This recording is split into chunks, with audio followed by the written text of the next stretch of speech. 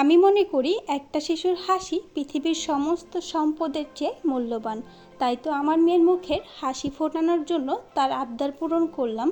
তার বায়না ছিল সে রাতের বেলা চিকেন ফ্রাই দিয়ে লুচি খাবে।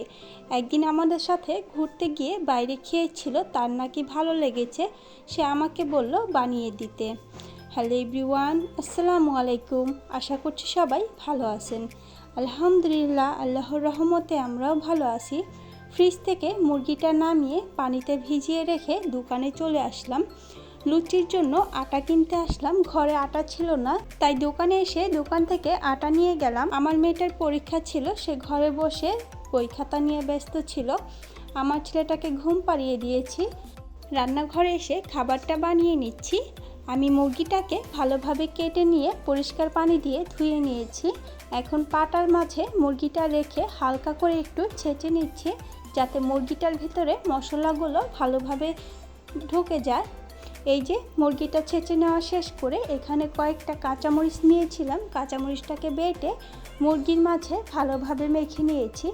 এখন দিয়ে দিয়েছি আদা রসুন বাটা, দিয়ে দিলাম লাল মরিচের গুঁড়া, হলুদের গুঁড়া, আর দিয়ে দিয়েছি স্বাদ মতো লবণ। আমার ঘরে যা যা মশলা ছিল আমি সব ধরনের মশলা এখানে দিয়ে মুরগিটাকে মাখিয়ে নিয়েছি। এইভাবে হাত দিয়ে ঘষে ঘষে মাখিয়ে নিয়েছি, যেন মুরগির ভিতরে মশলাটা ভালোভাবে ঢুকে যায়। মাখিয়ে নেওয়া শেষ করে এই মুরগিটাকে আমি আধা ঘন্টার জন্য এইভাবে রেখে দিব। বাকি সময়টা আমি আমার মেয়েকে পড়াতে বসবো। তার যেহেতু কালকে পরীক্ষা, তাকেও পড়াতে হবে। আমি মুরগিটাকে মাখিয়ে রেখে এখানে লুচির জন্য আটা মেখে নেব। আমি যখন তার পছন্দের কোনো খাবার বানাই, সে সবসময় আমার সাথে সাথে রান্নাঘরে থাকে। সে কিছুতেই ঘরে থাকতে চায় না। তাকে আমি হাজারবার বললেও সে ঘরে একদমই যেতে চায় না। বায়না ধরে সে আমার সাথে দাঁড়িয়ে দাঁড়িয়ে নাকি আমি কি করি, কিভাবে বানাই সে এগুলো দেখবে। আমি যখনই আটা গুলিয়ে নিচ্ছিলাম, সে আটা ঢেলে দিল। আমি লবণ দিতে গিয়েছিলাম, লবণ দিয়ে দিল। আমার কাজে হেল্প করতে চায়। এই যে আটাগুলা শেষ করে সে এখান থেকে কিছুটা আটা নিয়ে গেল খেলার জন্য। আমি তাকে বললাম এখন তুমি ঘরে যাও। সে ঘরে চলে গেল। আমি ভেবেছিলাম তার যেহেতু সন্ধ্যার দিক দিয়ে খিদা লেগেছে, তাকে আমি আগে আগে ভেজে দিই, সে খেয়ে নেবে। আমি ফ্রাই প্যানে তেল দিয়ে তেলটাকে গরম করে নিয়ে 2 টুকরো মুরগি এখানে দিয়ে ভেজে নিচ্ছি। যখনই ভেজে নিচ্ছিলাম হুট করে কারেন্ট চলে গেল। চুলাটাকে বন্ধ করে দিয়ে ঘরে চলে গেলাম বাচ্চাদের কাছে। তারপর কিছুক্ষণ যেতে না যেতে আবার কারেন্ট চলে আসলো। আমার মেয়েকে বললাম তোমাকে আমি লুচি ভেজে দেই, তুমি খাও। সে বলল সে নাকি তার বাবা আসলে খাবে, বাবার সাথে একসাথেই বসে খাবে।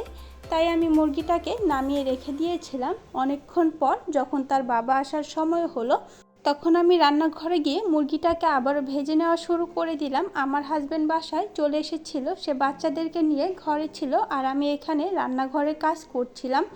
আমার মেয়েটা এখন আমাকে বলছিল তাড়াতাড়ি করো তাড়াতাড়ি করো, তার বাবা এসেছে, তার এখন আর সহ্য হচ্ছে না। সে এতক্ষণ বলেছিল তার বাবা আসলে খাবে। এখন যেহেতু আমার এগুলো তৈরি করতে দেরি হয়ে গেছে, সে আমার কাছে এসে তাড়াতাড়ি করার বায়না করছিল।